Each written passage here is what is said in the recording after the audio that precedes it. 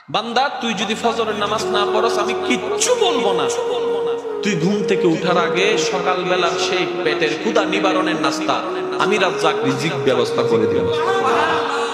আমি আমার যা দায়িত্ব সব পালন করব। তুই নামাজ পড়লেও করব, না পড়লেও না পড়লেও আমি দিলেই তোর খাবার, আমি দিলেই খাবারটা রান্না হয়, আমি দিলেই খাবারটা হাতে ওঠে, আমি শক্তি দিলেই তো মুখে যায়, আমি ডুব গিলার ক্ষমতা দিলেই তো তুই ডুব গিলতে পারিস।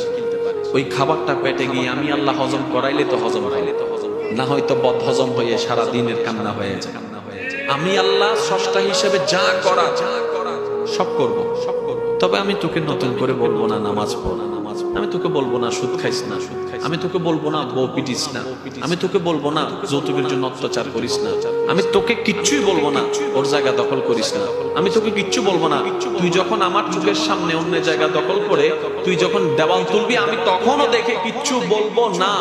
তুই বিয়ের আগে অবৈধ সম্পর্ক কর, আমি দেখবো, তারপর কিচ্ছু বলবো না। তবে তুই যদি বুদ্ধিমান হস, ভুল করলো তোর জন্য একটা সুযোগ দিচ্ছি। আল্লাহ কি সুযোগ? তওবা করে আস্তে করে আমার কাছে নাফসি আমার তবে আমার কাছে ফিরে চলে আয়।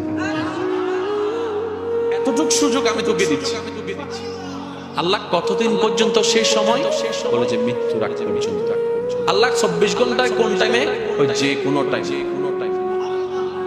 তুই সকাল 10টা বাজে করলো আমাকে পাবি, 1টা বাজে করলো আমাকে পাবি, 2টায় ডাক দিল আমাকে পাবি, 5টায় ডাক দিল আমাকে পাবি।